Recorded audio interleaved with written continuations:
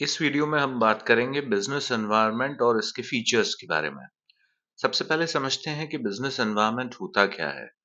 तो business environment वो तमाम फोर्सेस हैं जो किसी भी बिजनेस को किसी भी तरीके से इन्फ्लुएंस करती हैं। वो हो सकता है पॉजिटिवली इन्फ्लुएंस कर रही हो या नेगेटिवली इन्फ्लुएंस कर रही हो। यानी अगर कोई भी उन फोर्सेस में चेंज आता है तो उससे बिजनेस को फर्क पड़ता है। तो इन सब चीजों को मिलाकर बिजनेस एनवायरनमेंट कहा जाता है। Business environment means the external forces influencing the business decisions. वो सारी शक्तियां जो बिजनेस के बाहर है, they are external, right, who influence the business decisions. और जो बिजनेस के डिसीजन को इन्फ्लुएंस करती हैं उनको बिजनेस एनवायरनमेंट कहा जाता है। अब ये क्या-क्या हो सकती हैं? They can be in the form of economic, social, political and technological factors and are outside the control of the business. तो ये इकोनॉमिकल फैक्टर्स हो सकते हैं, सोशल फैक्टर्स हो सकते हैं, पॉलिटिकल या टेक्नोलॉजिकल फैक्टर्स होते हैं और बिजनेस का इनके ऊपर कोई कंट्रोल नहीं होता है। यानी कि ये जब भी चेंज होती हैं, बिजनेस को अकॉर्डिंगली चेंज होना ही पड़ता है।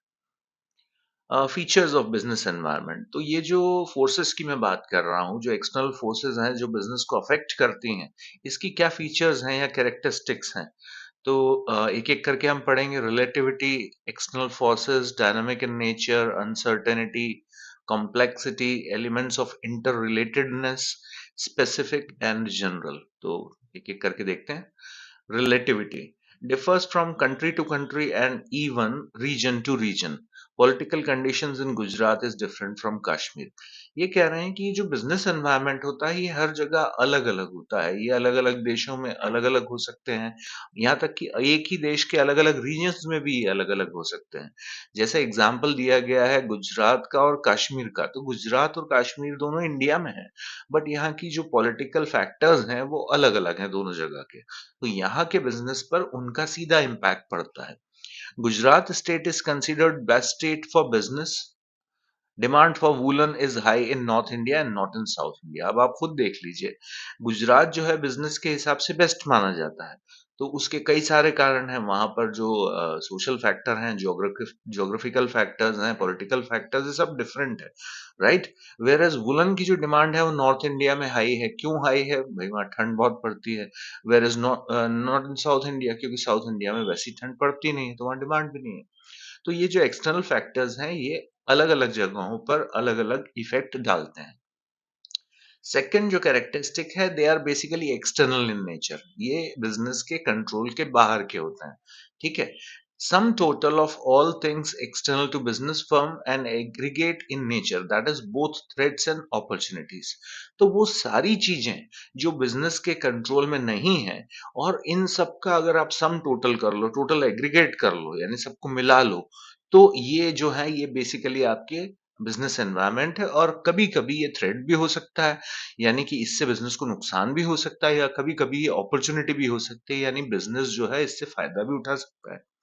थ्रेट क्या हो सकता है? देखिए, मार्केट में चेंज हो रही है डिमांड। आजकल लोग स्कूटर चलाना नहीं चाहते, आजकल लोग बाइक्स चलाते हैं। तो थ्रेट क्या है? जो लोग स्कूटर मैन्युफैक्चरर हैं उन लोगों के लिए संकट है। वेयर एज जो बाइक मैन्युफैक्चरर हैं उनके लिए एक अपॉर्चुनिटी है कि वो उन कस्टमर्स को अट्रैक्ट करें अपनी तरफ। Bajaj auto has stopped manufacturing scooter and concentrated on motorcycles, right. So Bajaj auto ने इस एक्सटर्नल फोर्स को पहचाना और उन्होंने सही समय पे स्कूटर्स की मैन्युफैक्चरिंग बंद कर दी और बाइक्स की मैन्युफैक्चरिंग चालू कर दी। तो आज की तारीख में वो सक्सेसफुल है। और क्या हो सकता है इसकी characteristics? It is dynamic in nature.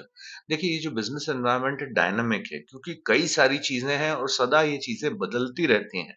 तो इसका नेचर डायनामिक है, ठीक है। अब बदलने के कारण कुछ भी हो सकते हैं। वो टेक्नोलॉजी हो सकती है, कंज्यूमर की प्रेफरेंस हो सकती है, मार्केट में कोई नई कंपटीशन आ जाए तो भी प्रीपोजिशन चेंज हो जाता है, ठीक है। चलिए आगे देखते हैं। डायनामिक नेचर के बाद है अनसर्टेनिटी। अनसर्टेनिटी का मतलब होता है फ्यूचर में क्या होने वाला है उसके बारे में पता न होना। तो मोस्ट इंपॉर्टेंट चीज बिजनेस एनवायरनमेंट की जो कैरेक्टरिस्टिक है वो ये है कि ये एकदम अनसर्टेन है। फ्यूचर में क्या होने वाला है पता नहीं है। फ्यूचर में बहुत सारी चीजें चेंज होने वाली है। So it is difficult to predict future happenings, particularly when environment changes. And take place too frequently. अगर बिजनेस में कोई भी फर्क पड़ने वाला है तो हम उसको आसानी से प्रेडिक्ट नहीं कर सकते कि कल को क्या चेंज होगा, और ये चेंजेस इतने फ्रीक्वेंटली होते हैं कि एक एक को प्रेडिक्ट कर पाना पॉसिबल नहीं होता।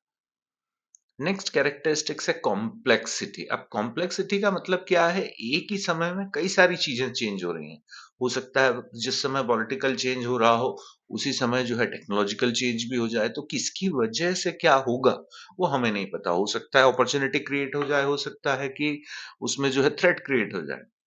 Environment is easier to understand in parts but difficult to understand as a whole। अगर इस बिजनेस एनवायरनमेंट को हम अलग अलग समझने की कोशिश करें तो आसान है, लेकिन एज अ होल अगर आप उसको समझने की कोशिश करोगे तो दैट इज डिफिकल्ट। इसका मतलब क्या हुआ? बिजनेस एनवायरनमेंट किन किन चीजों से मिलके बन रहा है? बिजनेस एनवायरनमेंट बन रहा है ऐसी चीजों से मिलके जो कि हमारे कंट्रोल में नहीं है। अब वो पॉलिटिकल फैक्टर्स हैं, सोशल फैक्टर्स हैं, टेक्नोलॉजिकल फैक्टर्स हैं, कस्टमर्स हैं, क्रेडिटर्स हैं, वगैरह वगैरह, बहुत सारे लोग हैं।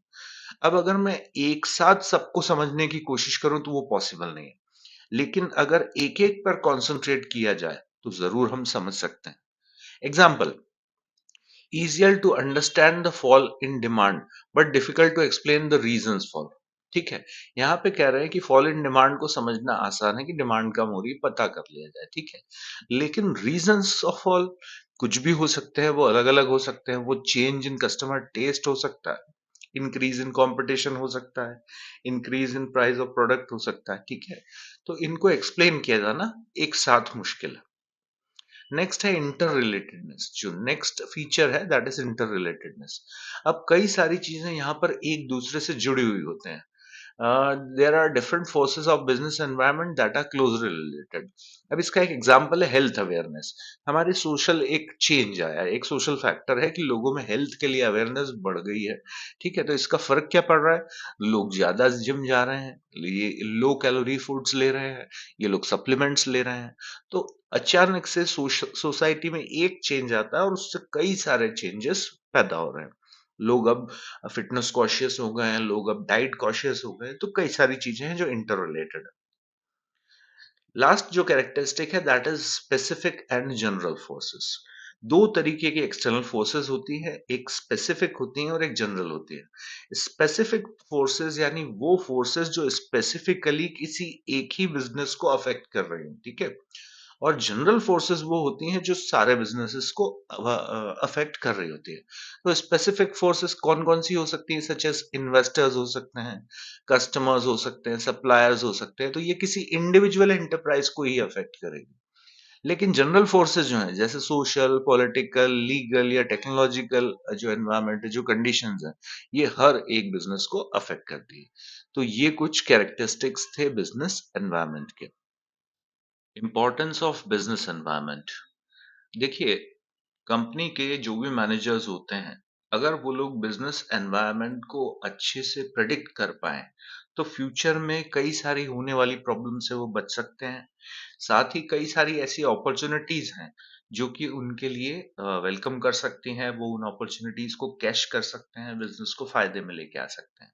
तो बिजनेस एनवायरनमेंट की स्टडी करना बहुत इंपॉर्टेंट है। अब इसके सपोर्ट में कुछ रीजंस यहाँ पर दिए गए हैं। पहला, recognise opportunities to get the first mover advantage, assist in image building, coping with rapid changes, early warning signals and threats, resources utilization, support in planning and policy formulation। तो business environment क्यों important है या इसके क्या फायदे हैं, एक एक करके हम देखते हैं। पहला है recognise opportunities to get the first mover advantage. First mover वो व्यक्ति होता है जो पायोनियर होता है, यानी वो ऑर्गेनाइजेशन जो पायोनियर होती है, जो सबसे पहले किसी चीज को आइडेंटिफाई करके और उसको प्रोडक्ट या सर्विस के फॉर्म में लॉन्च कर देती है, दैट इज पायोनियर। तो बिजनेस एनवायरनमेंट की हेल्प से आप जान सकते हो कि फ्यूचर में किस चीज की डिमांड क्रिएट होने वाली है, और जैसे ही वो डिमांड क्रिएट हो वैसे ही आपका प्रोडक्ट मार्केट में आ जाए। Early identification of opportunities helps an enterprise to compete it with the competitors। अगर आप अपॉर्चुनिटी को सबसे पहले आइडेंटिफाई कर लेते हैं तो आप अपने कॉम्पिटिटर्स के कंपैरिजन में बहुत अच्छा कर सकते हैं।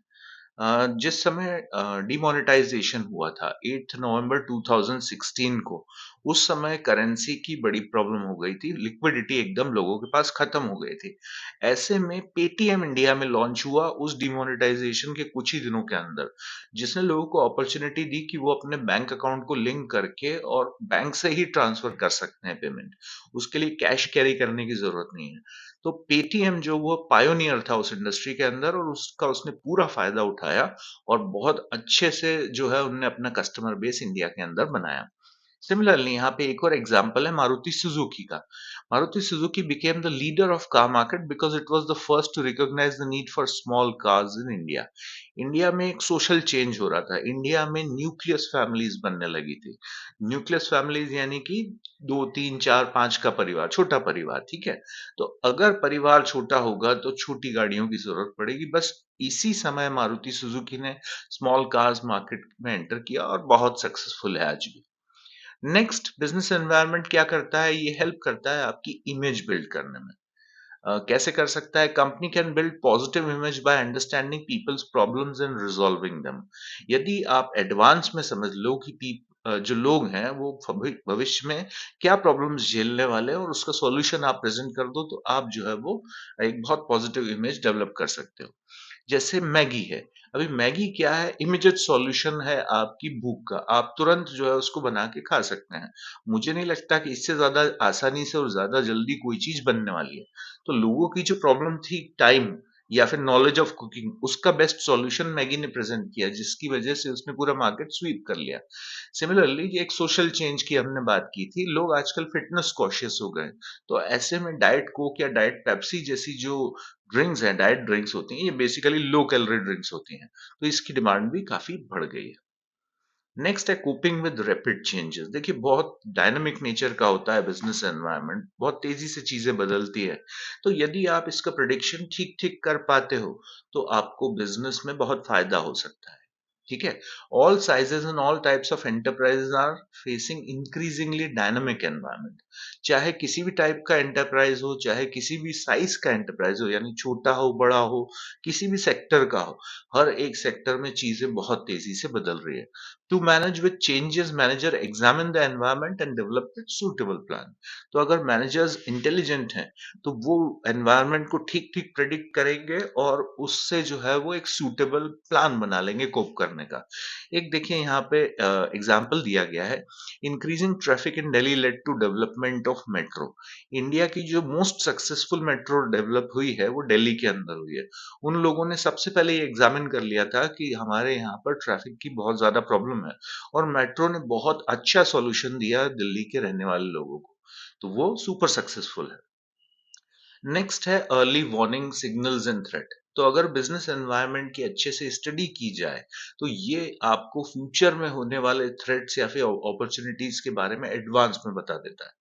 अब इंडिया एक ओपन इकोनॉमी है। यहाँ पर बहुत सारी फॉरेन कॉम्पिटिशन्स आती है तो ऐसे में इंडिया की फर्म्स को टिक के रहने के लिए बहुत जरूरी है अपने आप को नए बिजनेस एनवायरनमेंट के अकॉर्डिंगली जो है वो ढालना। ठीक है? Indian firms can compete foreign firms bye improving. Indian firms को अगर बाहर की फर्म से कॉम्पीट करना है तो उसको अपने आप को इम्प्रूव करना पड़ेगा in terms of quality of the product. अब कंज्यूमर जो है क्वालिटी कॉशियस होते हैं तो इनको अपनी क्वालिटी सुधारनी पड़ेगी। By reducing cost of production, आपको अपनी प्रोडक्शन कॉस्ट को कम करना पड़ेगा, अपने ऑपरेटिंग एक्सपेंसेस को कम करना पड़ेगा। साथ ही एंगेजिंग इन एग्रेसिव एडवर्टाइजिंग। ये जो मल्टीनेशनल कंपनीज आती हैं ये लोग बहुत ज्यादा एडवर्टाइजिंग करती हैं जिस वजह से कस्टमर इनकी तरफ अट्रैक्ट होते हैं। तो अगर इंडियन कंपनीज को इनसे कॉम्पीट करना है तो इनको भी एडवर्टाइजिंग में उतना ही ज्यादा एग्रेसिवली मूव करना पड़ेगा। एग्जाम्पल के तौर पर Tata motors is competing with domestic as well as foreign competitors in the Indian market. Tata motors India की एक ऐसी कंपनी है जो ऑटोमोबाइल सेक्टर के अंदर न सिर्फ डोमेस्टिक कंपटीशन को बीट कर रही है बल्कि फॉरेन कॉम्पिटिटर्स को भी बीट कर रही है। हर सेगमेंट के अंदर उनके पास गाड़ियां हैं, चाहे स्मॉल कार से लेकर हो या एसयूवीज तक हो या फिर उनके जो ट्रक्स आते हैं वहां तक। तो इंडियन मार्केट में टाटा कैसे सर्वाइव कर पाया? उसने अपनी क्वालिटी बहुत अच्छी बनाई, उसने कॉस्ट रिड्यूस करी और उसने एग्रेसिवली मार्केटिंग या एडवर्टाइजिंग भी की। नेक्स्ट है support in planning and policy formulation. Business environment की अगर अच्छी स्टडी की जाए तो इसकी मदद से बहुत अच्छी प्लानिंग की जा सकती है या पॉलिसी बनाई जा सकती है फ्यूचर के लिए। Environment brings both opportunities and threats for a business environment, for a business enterprise. Its understanding can convert threats into opportunities. वही बात कह रहे हैं कि यदि मैनेजर्स बिजनेस एनवायरनमेंट की अच्छे से स्टडी करेंगे, उसके सही प्रिडिक्शंस करेंगे, तो वो फ्यूचर में होने वाली न सिर्फ अपॉर्चुनिटीज को आइडेंटिफाई कर सकते हैं, बल्कि थ्रेट्स को भी आइडेंटिफाई कर सकते हैं। और साथ ही ये भी कहा गया है कि अगर प्लानिंग अच्छी हो तो वो जो थ्रेट्स हैं उसको अपॉर्चुनिटीज में भी कन्वर्ट किया जा सकता है। जैसे वही बजाज ऑटो का जो एग्जाम्पल आपको दिया था, मार्केट में सोशल चेंज हो रहा है, लोग स्कूटर नहीं चलाना चाहते, तो बजाज ऑटो ने इमीडिएटली जो है वो बाइक्स जो है बनानी चालू कर दी, जिसकी वजह से वो जितने कस्टमर स्कूटर से उनसे मिस हो रहे थे वो सारे बाइक पर उनसे शिफ्ट हो गए, क्योंकि बजाज एक एक्स्टेब्लिश्ड नाम था जिसकी क्वालिटी प्रोडक्ट होती थी। तो जहां एक थ्रेट था उनके बिजनेस क्योंकि उनका स्कूटर वाला बिजनेस बंद होने वाला है, वहीं उनने उसको अपॉर्चुनिटी में कन्वर्ट कर लिया और ऊंचे दामों में अब उन्हीं कस्टमर्स को बाइक बेची जा रही है। लास्ट जो यहाँ पर इम्पोर्टेंट फीचर है बिजनेस एनवायरनमेंट का, वो है resources utilisation. Environment provides various resources for running a business like finance, manpower. Firms must get these resources to grow. तो बिजनेस एनवायरनमेंट जो है वो आपकी हेल्प करता है किस तरीके से आपको फाइनेंस ऑर्गेनाइज करना है, मैन पावर की आपको जरूरत पड़ने वाली है, और फर्म्स को भी अगर ग्रो होना है तो इन रिसोर्सेज का उनको ध्यान रखना होगा। तो ये था आपका पूरा topic, importance of business environment. Dimensions of business environment. यहाँ पर जो डायमेंशंस दिए गए हैं कुल 5 हैं। Legal environment, political environment, economic environment, social environment and technological environment. अब ये डायमेंशंस को एक एक करके डिटेल में मैं समझाता हूँ आपको। पहला है लीगल एनवायरनमेंट। तो legal environment basically consists of legislations passed by the government and the state legislators. किसी भी देश के अंदर जो भी कानून है उनको वहां की या तो पार्लियामेंट पास करती है या फिर जो स्टेट लेजिस्लेचर्स हैं, विधानसभाएं हैं, वो पास करती हैं। ठीक है। Knowledge of rules and regulations is necessary for better business performance. आपको रूल्स एंड रेगुलेशंस का नॉलेज होना बहुत जरूरी है, तभी आपका परफॉर्मेंस बेटर हो सकता है। गवर्नमेंट ने अगर कोई रूल्स और रेगुलेशंस बनाए हैं तो उनको फॉलो किया जाना चाहिए, अदरवाइज जो है वो गवर्नमेंट पेनल्टी लगा सकती है। तो यहाँ पर जो लीगल एनवायरनमेंट है बेसिकली किन किन चीजों से मिलकर बनता है। तो सबसे पहला तो है legislations passed by parliament and legislatures.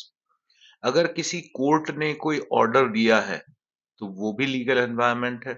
अगर किसी अथॉरिटी ने रिटर्न में कोई ऑर्डर दिया है तो वो भी लीगल एनवायरनमेंट का हिस्सा है। या अगर किसी ट्रिब्यूनल ने या फिर कमीशन ने कोई ऑर्डर दिया है तो वो भी लीगल एनवायरनमेंट का हिस्सा है। तो किसी भी बिजनेस को ऑपरेट करते समय आपको ये ध्यान रखना चाहिए कि वहां के किसी भी लॉ को वायलेट न किया जाए। जितने भी लॉज हैं किसी भी कंट्री में किसी भी हालत में उनको वायलेट नहीं किया जाना चाहिए। तो ये बहुत जरूरी है कि बिजनेस एनवायरनमेंट के तौर पे लीगल एनवायरनमेंट की स्टडी मैनेजर्स अच्छे से करें, ताकि वो कोई भी प्रोडक्ट बनाए तो वो जो है वहां के कानूनों का उल्लंघन न करता। सेकंड है पॉलिटिकल एनवायरनमेंट। पॉलिटिकल एनवायरनमेंट का मतलब होता है किसी भी देश में पॉलिटिकल स्टेबिलिटी है या नहीं, या फिर जो रूलिंग पार्टी है उसकी पॉलिसीज कैसी हैं बिजनेस की तरफ। तो ये सारी चीजें मिलकर पॉलिटिकल एनवायरनमेंट बनती हैं। Political environment consists of political stability and policies of the government। तो पॉलिटिकल एनवायरनमेंट का मतलब है पॉलिटिकल स्टेबिलिटी है या नहीं, मतलब कि सरकार वहां पर टिक कर काम कर रही है। ऐसा तो नहीं है कि बार बार इलेक्शन हो रहे हैं जिसकी वजह से जो है वो कोई भी गवर्नमेंट स्टेबल होके काम नहीं कर पा रही है। साथ ही अगर जैसे पॉलिटिकल स्टेबिलिटी है तो जो रूलिंग पार्टी है उसकी पॉलिसीज कैसी हैं बिजनेस की तरफ। ठीक है। Stable government create confidence among business people to invest in the long term projects। अगर गवर्नमेंट स्टेबल होती है तो उस समय जो बिजनेसमैन होते हैं वो खुल के बिजनेस में पैसा इन्वेस्ट करते हैं। ठीक है। जिसका एक एग्जांपल है Gujarat. Gujarat has established itself as the best state of India because of political support। तो पॉलिटिकल सपोर्ट की वजह से ही गुजरात जो है इंडिया की बेस्ट बिजनेस स्टेट बन पाई है, क्योंकि वहाँ गवर्नमेंट के अंदर एक कंसिस्टेंसी थी। सिमिलरली आज की तारीख में भी हमारा देश में एक स्टेबल गवर्नमेंट है। पहले 10 साल मनमोहन सिंह जी की सरकार रही, पिछले 10 साल नरेंद्र मोदी की सरकार रही और फिर से जो है अभी नरेंद्र मोदी की सरकार को चुन लिया गया है। तो ऐसे में देश में एक पॉलिटिकल स्टेबिलिटी का माहौल है। यानी कोई भी बिज़नेसमैन डरा नहीं है, क्योंकि जो भी गवर्नमेंट आ रही है, वो लंबे समय के लिए आ रही है, यानी जो भी पॉलिसी वो इम्प्लीमेंट करेगी, वो लंबे समय तक चलेगी। तो पॉलिटिकल एनवायरनमेंट भी बहुत ज़रूरी है स्टडी करने के लिए, बिज़नेस करने के लिए। नेक्स्ट है सोशल एनवायरनमेंट। सोशल एनवायरनमेंट का मतलब क्या होता है? किसी भी सोसाइटी के बारे में आप अच्छे से स्टडी करिए। उस सोसाइटी में लोग काम कैसे करते हैं, कितने पढ़े लिखे हैं, वहाँ के कस्टमर्स की वैल्यूज कैसी है, बिलीव्स कैसी हैं, लाइफस्टाइल कैसी हैं। ये सारी चीजें मिलकर वहाँ की सोशल एनवायरनमेंट को बनाता है। ठीक है, जैसे फॉर एग्जाम्पल रिसेंट एक चेंज जो हुआ, जिसमें कहा गया कि कस्टमर्स जो है आजकल हेल्थ कॉशियस ज्यादा होते हैं। तो अगर हमारे कस्टमर्स हेल्थ कॉशियस ज़्यादा हैं, तो वो क्या कर रहे हैं? वर्कआउट ज़्यादा कर रहे हैं, वो लो कैलोरी डाइट्स ले रहे हैं या वो सप्लीमेंट्स ले रहे हैं। तो सोशल एनवायरनमेंट की स्टडी करना भी ज़रूरी है मैनेजर्स के लिए। नेक्स्ट है इकोनॉमिक एनवायरनमेंट। इकोनॉमिक एनवायरनमेंट क्या होता है? इकोनॉमिक जो भी फैक्टर्स होते हैं, जैसे इन्फ्लेशन होता है, करेंसी एक्सचेंज रेट होता है, ये तमाम चीजें जो हैं, इनको अगर स्टडी करा जाए तो इसका भी बिजनेस में बहुत फायदा उठाया जा सकता है। ठीक है, economic environment consists of economic factors that influence the business in a country. तो किसी भी देश में जो बिजनेस को अफेक्ट करने वाले फैक्टर्स होते हैं, इकोनॉमिक फैक्टर्स, उनको इकोनॉमिक एनवायरनमेंट कहा जाता है। वो क्या-क्या हो सकते हैं? It includes gross national product, corporate profits, inflation rate, employment, foreign exchange rate and so on. बहुत सारी ऐसी चीजें हैं जो कि अफेक्ट करती हैं। Interest rate affect demand for cars and home loans. तो अगर इंटरेस्ट रेट कम होगा तो चीजों की डिमांड ज्यादा होगी।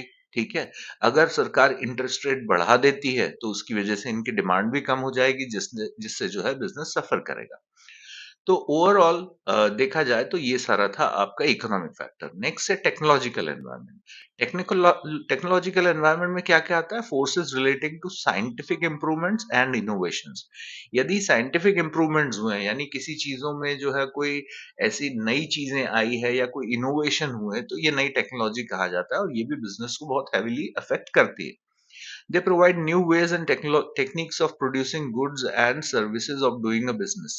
तो अगर कोई नई टेक्नोलॉजी आई है तो हो सकता है उससे गुड्स को प्रोड्यूस करने के लिए कोई नई टेक्निक आ गई हो, जिससे ज्यादा बेहतर क्वालिटी के गुड्स ज्यादा क्वांटिटी में पैदा हो रहे हैं या नई टाइप की सर्विसेज बन रही हो। ठीक है, जैसे टेक्नोलॉजी की अगर मैं बात करूं तो किसी जमाने में फिक्स्ड लाइन हुआ करते थे, यानी लैंडलाइन फोन होते थे, जो आज की तारीख में मोबाइल फोन्स के ऊपर शिफ्ट हो गए। हार्डली आपको किसी घर में लैंडलाइन नंबर्स मिलते हैं। ठीक है, सिमिलरली पुराने जमाने में लोग लेटर्स भेजा करते थे, बट आज टेक्नोलॉजी की वजह से हम लोग ईमेल्स करते हैं। तो ये चीजें बहुत तेजी से चेंज हुई हैं। तो जो बिजनेस टेक्नोलॉजिकल एनवायरनमेंट को रीड कर लेते हैं, वो बहुत अच्छा कर पाते हैं। अभी मैं एक दो एग्जांपल आपको यहाँ बताता हूँ। जैसे एक कंपनी थी पोलोरॉइड। पोलोरॉइड जो है ये कैमरा इंडस्ट्री में या फोटोग्राफी इंडस्ट्री में बहुत बड़ा ब्रांड थे। सिमिलरली एक कंपनी थी नोकिया। ये नोकिया जो है ये मोबाइल फोन्स बनाया करती थी। पोलोरॉइड जो है ये समय पे उनके मैनेजर्स देख नहीं पाए कि ये जो मोबाइल के अंदर कैमरा आ रहा है, उससे वो कितनी तेजी से मार्केट से दूर होते जा रहे हैं। लोगों ने वो वाले फोटोग्राफ्स लेना ही बंद कर दिए जिसके लिए कैमरा यूज किया जाता था। सिमिलरली नोकिया अच्छे से आइडेंटिफाई ही नहीं कर पाया कि कब वो कीपैड वाले फोन से पूरी दुनिया जो है वो स्मार्टफोन से ऊपर शिफ्ट हो गई और नोकिया वही कीपैड फोन बनाते रह गए। तो इन दोनों कंपनी के फेलियर्स के पीछे जो कारण था वो ये था कि इन लोगों ने नई टेक्नोलॉजी को अपडेट किया ही नहीं अपने आप को। अगर ये अपडेट कर लेते तो शायद ये आज भी मार्केट में सरवाइव कर रहे होते। तो कुल मिला के अगर मैं बिजनेस एनवायरनमेंट की बात करूं, तो ये पांचों चीजों से मिल करके जो है वो एक्सटर्नल एनवायरनमेंट बन रहा है। Legal environment, political environment, economic, social and technological environment. तो यही थे आपके डायमेंशंस ऑफ बिजनेस एनवायरनमेंट।